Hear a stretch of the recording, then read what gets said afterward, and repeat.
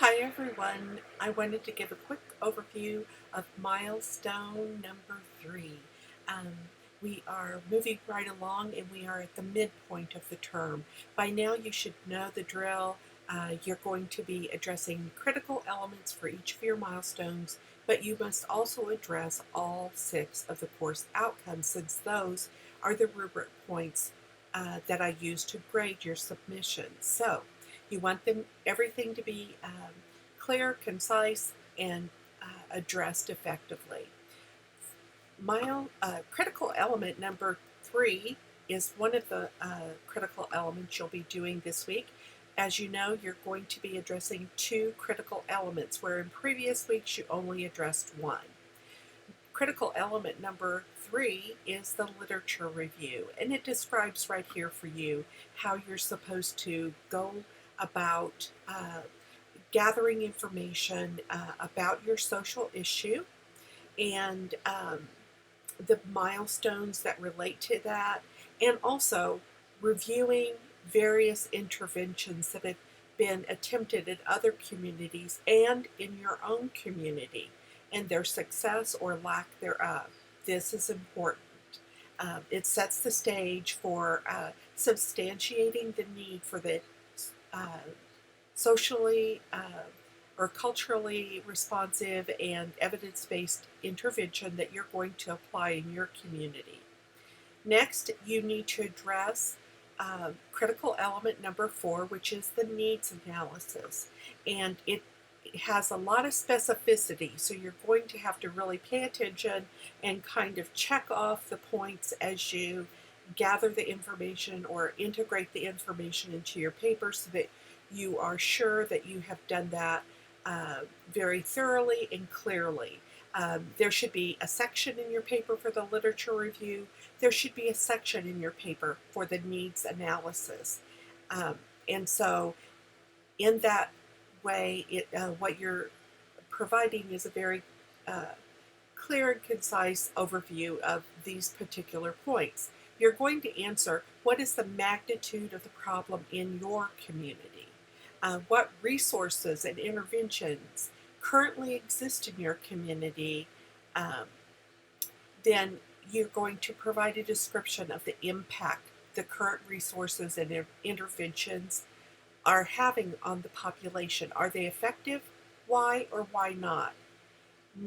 This next bullet point speaks to what are the obstacles that exist in your community that prevent impacting or addressing the community.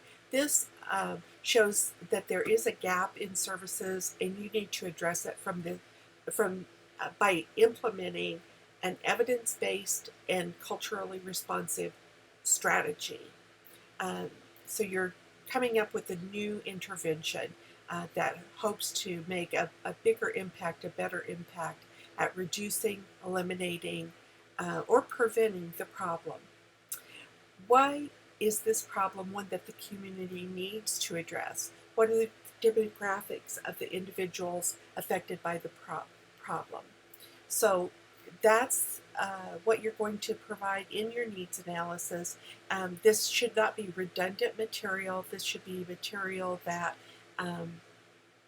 you've gathered during your literature review this week, and you're applying it in your evaluation or needs analysis.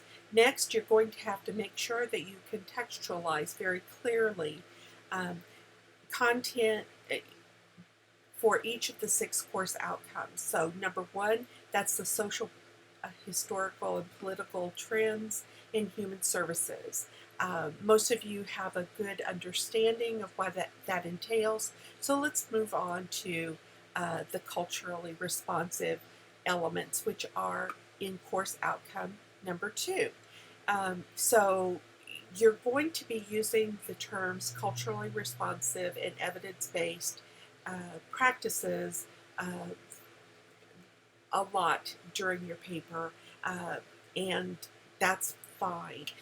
Go ahead and add content this week to substantiate that what you're looking for are both evidence-based and culturally responsive practices or strategies.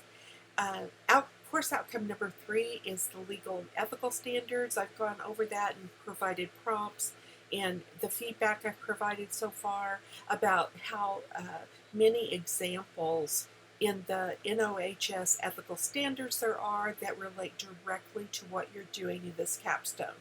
So go to them, have them at the ready, refer to them, cite another one this week, and you'll do so on an ongoing basis, and that will be a really easy course outcome to address. As you notice, they're talking here, they're giving you other hints about confidentiality and informed consent and possible indicators of success. So those are ways in which you can address that particular course outcome. Number 4 is something that some of you have had trouble in the past, and now you're kind of getting the grasp of how to articulate that you're employing professional, interpersonal dynamics in formal and informal networks. And so this is the active listening. This is the rapport building. This is in terms of formal and informal networks. Formal networks are organizations dedicated to treat your social issue. It's the community leaders or government leaders, legislators, etc. The mayor, the city council, and so forth. Informal networks are just people who are impacted by the social issue. Clients, friends, family, neighbors, community experts, advocates in your community. So just be sure that you're building that content each and every week. Number 5, it talks about evaluating the policy development cycle for advocacy avenues, communication strategies, and coalition building opportunities. So that's a lot. So it should be easy for you to add a bit of this content each and every week. So you could speak about how to advance your program proposal through the community.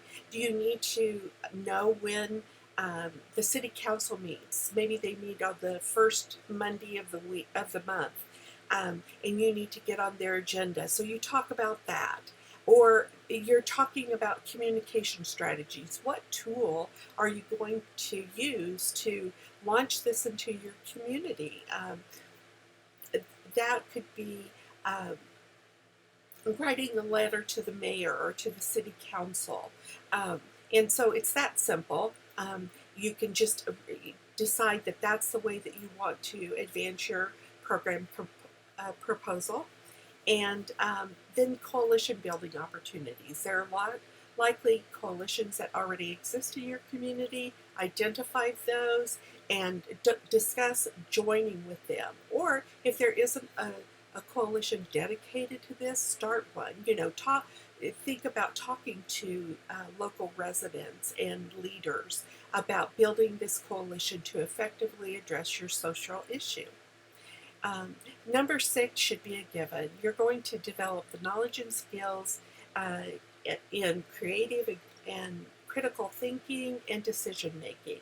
So decision making, you're going to make a great decision at some point here this week or in the near future when you select a culturally responsive and evidence-based strategy to make an impact in your community.